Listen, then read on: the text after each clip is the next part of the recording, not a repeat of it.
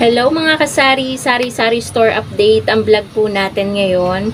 Share ko lang po sa inyo, kayo rin ba nakakaranas ngayon ngayong panahon na to nakakaranas din ba kayo ng tagtumal, lalo guys sa soft drinks? Pero hindi ko naman nilalahat guys, alam ko naman na yung ibang tindahan ay talagang hindi nakakaranas ng tumal dahil sobrang mabenta ng tindahan nila. Pero ako guys ngayon takang-taka, bakit ang tagal maubos ng soft drinks ko, lalo guys yung mismo. Dati nga, nakukulangan pa ako sa mismo ko, as in, namumroblema pa ako minsan kapag hindi dumadating agad-agad yung delivery. Ngayon, dumating ngayon mga kasari ang delivery ko ng soft drinks, yung ahente ko. Ang kinuha ko lang ngayon ay 6 na 1.5 na Coke at 1 dosena lang ng Coke mismo. Dahil nga po sa tumal, dati kasi kumukuha ko ng mineral, ng Minute Maid, ng mismo, kasalo, ng 1.5, ganyan. Ngayon, yun lang talaga yung kinuha ko mga kasari. Talagang takang-taka ko bakit ang tumal, pero siguro dahil na rin sa panahon dito sa lugar namin. Malamig kasi ngayon dito, kahit hanggang sa gabi guys, February ngayon, 'di ba? Ang lamig pa rin. And parang may yelo pa rin yung hangin. Ngayon nga nilalamig ako guys. Hapon dapat 'di ba? Napakainit. Pero ang lamig, kulimlim, kaya naka-ring light ako ngayon. Siguro yun yung naisip kong dahilan. Second is yung nabawasan yung mga customer ko sa soft drinks kasi yung mga construction worker na iba na bumibili sa akin noon ay siguro tapos na yung gawa nila, kaya ayun, wala na sila dito sa area namin. And ayun, dahil nga siguro sa panahon, kaya medyo matumal ang soft drinks. Pero ano nga bang gagawin natin kung matumal ang soft drinks? Una sa lahat, para hindi mawala yung puhunan natin dyan, andyan pa rin, huwag po nating ipautang. Okay lang po na wala po tayong benta, basta wag pong mawawala yung item. Wag po tayong magpapautang. And yun talaga guys, ang pinakaano ko. Tulad nga kanina mga kasari, ako'y naniniwala talaga sa pamahiin na na kapag wala pang buena mano, bawal magpautang. Kanina, kakaluto lang ng siomay at siopaw. Meron nang nagtatangkang mangutang. Take note mga kasari, itong nangungutang na to, hindi to bumibili sa akin. Dati ko lang siyang customer, bihira ko lang makita. Pero nung napansin niya ako kasi pabalik na ako, maya-maya ito kasunod ko na pala, nagtatry siyang mangutang ng siomay. Sabi ko wala pa akong buena mano Ganyan, babalik na lang daw siya ngayong hapon. Kaninang umaga kasi yun. Ewan ko baka nahiya na, baka hindi na siya bumalik. Ngayon naman, meron na tayong buena mano, isa pa lang. Ito kasi guys, siomay at siopaw, mabenta siya kapag hapon. Kapag umaga, bihira lang sobrang mabenta siya. So, ayun po mga kasari, ngayon, bukod sa pag-share ko sa inyo ng tumal ng soft drinks, gusto ko rin mag-price update sa inyo guys. Share ko sa inyo yung bentahan ko. Kasi may dumating din kasi ngayon guys na ahente, hindi ko na na-share sa inyo yung sa itlog naman. Hindi ko na kasi madalas maano sa inyo kasi baka sabihin nyo pa ulit-ulit. Dumating yung ahente natin ng itlog at ayun po, ganun pa rin po katulad nung last week. 230 pesos ang puhunan ng isang tray, XL po ang size. So ang bentahan ko pa rin po mga kasari ay 10 pesos pa din po. So, bali tumutubo po ako guys ng 70 pesos per tray. Nagbabawi lang ako mga kasari, hinihintay ko lang magbaba pa ulit kahit 10 piso.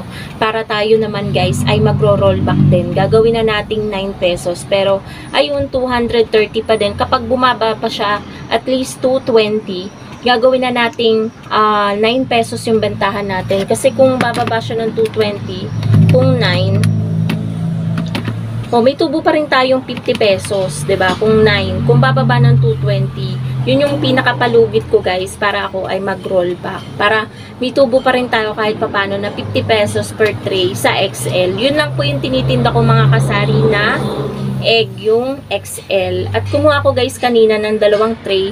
So, ang total ng pinagbayaran ko doon ay 460 sa aking ahente. 2 times kasi siya, kaya padalo-dalawang tray lang ako kung kumuha, 2, 3. Kasi 2 times a week siyang pumunta dito sa tindahan. So, Miyerkules at Sabado po siya pumupunta. At siya na lang po yung nag-iisa kong ahente ng itlog. Yung pinakauna kong ahente ay sumuko na. Dahil sa paiba-iba at pamahal na presyo dati ng itlog, ay wala na daw silang tinutubo. Lugi pa daw sa gasolina. Kaya ayun, tumigil sila sa pagtitinda ng itlog, yung kauna-unahan kong ahente ng itlog. Buti na lang ito, si kuya yung naka-tricycle. Hindi siya nawawala kasi kapag nawala siya, may hirapan na ako kung saan ako kukuha ng panindang itlog. So, yun guys, yung bentahan ko ng itlog. Ngayon naman, magpa-price update tayo sa soft drinks. So,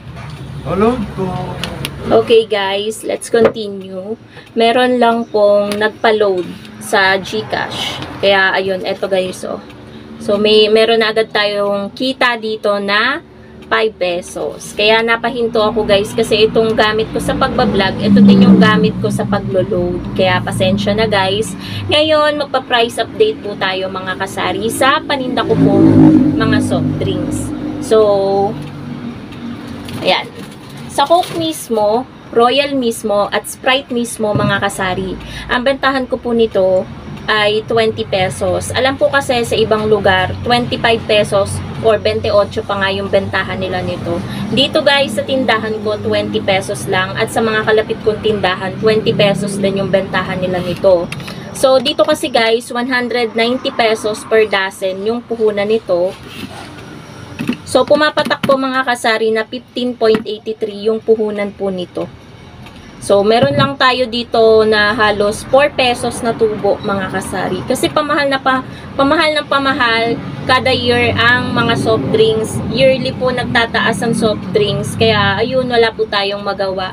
Kaya paliit ng paliit din po yung ating tinutubo. Dati nga 'di ba, 15 pesos lang to pero ngayon 20 pesos na.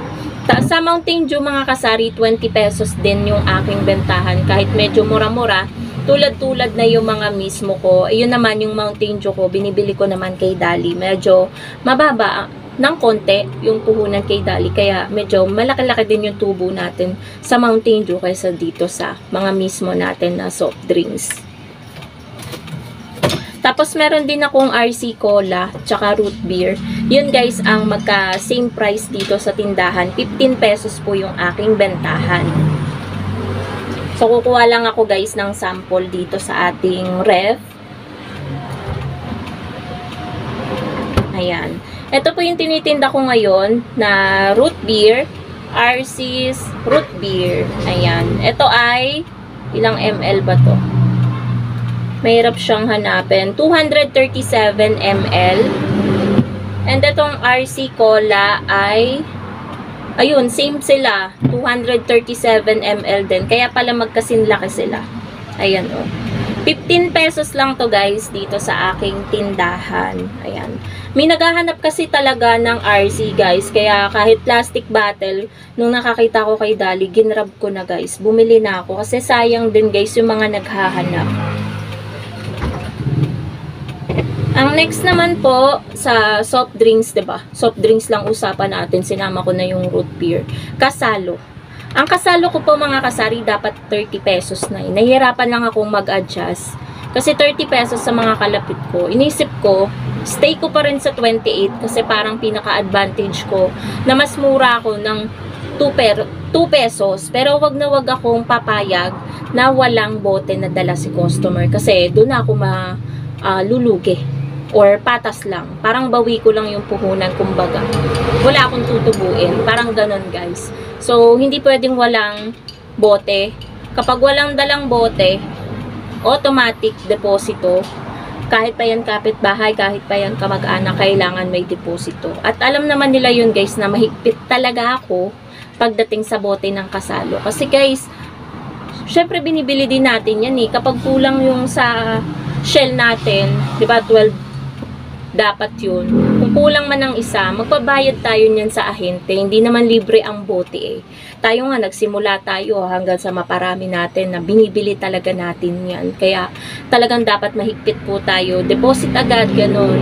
Kahit din sa mga bote ng Red Horse, Grande, diba? Kailangan din ng deposito. Tapos guys, ayun, 28 yung bentahan ko, 262 ang isang case. So, bali pumapatak na 21.83. minus 28, ang tubo ko po ay 6.16. 'Di ba? 16 centavos lang yung tutubuin ko. Wala pang piso kapag hindi binalik si bote. Kaya wag po tayong papayag na walang deposito. Sumunod naman is yung 1.5. Ang bentahan po natin ng 1.5 is 70 pesos. 58 ang puhunan. So, meron na po tayong 12 pesos doon. Okay na po yun na tubo sa 1.5. Meron kasi dito guys nagsasabi, isang tindera, same price ko daw sa kanya na 75 pesos yung bentahan. Siguro nag-aalinlangan na parang baka hindi maging mabenta sa kanya, kaya inuutusan niya ako na gawin ko ding 75 yung bentahan ko ng 1.5. Hindi naman pwedeng ganun. Kanya-kanya naman tayo ng trip sa pagpepresyo sa ating mga paninda, lalo na sa soft drinks. Kaya ayun, advantage ko kasi yun eh. 'Di ba? 12 pesos na yung tubo mo. 'Di ba? Mag-stick ka na lang dun sa 12 pesos. At least pupuntahan ka pa ng tao, ng customer, para sa'yo bumili. 'Di ba guys? So, yun lang guys, ang pricing ko. Yun yung pagpa-pricing ko sa aking mga soft drinks. Disclaimer lang po, hindi po tayo pare-parehas ng pagpepresyo. Kahit guys, ako yung nagdi-disclaimer. Marami pa rin nagko-comment na, ay, ang mahal sa'yo, ganito lang sa akin yan. So, kaya nga po ako nagdi-disclaimer. Kasi nga po, hindi po tayo pare-parehas ng pagpepresyo. So, irespeto na lang po natin yung kapwa natin tindera sa kanyang pagpa-pricing. Kung siya man po ay mataas magpresyo, problema niya na yun. At hindi nyo po problema. So, yun lang po ang masasabi ko about doon. Real talk lang mga kasari. So, yun lang po. Thank you so much for watching. Ayan. Parang medyo napagalitan ko pa yata. So, hindi po. Sinasabi ko lang po yung totoo. Kaya po, ang isang vlogger nagsasabi ng disclaimer is para hindi po sila ma-judge sa pagpepresyo nila. Ganon. Na hindi talaga pare-parehas ang mindset ng mga tindera. Hindi pare-parehas sa pagpepresyo. So, yun lamang po mga kasari. Sana na-update ko kayo sa puhunan ng itlog, sa puhunan ng mga soft drinks, ganyan. And, yun, yung pag-share ko sa inyo na medyo matumal nga yung soft drinks dito ngayon sa lugar namin. So, comment down below mga kasari kung matumal din ba sa inyong tindahan. So, yun lamang po mga kasari. God bless po sa inyong lahat and happy selling po. Bye guys!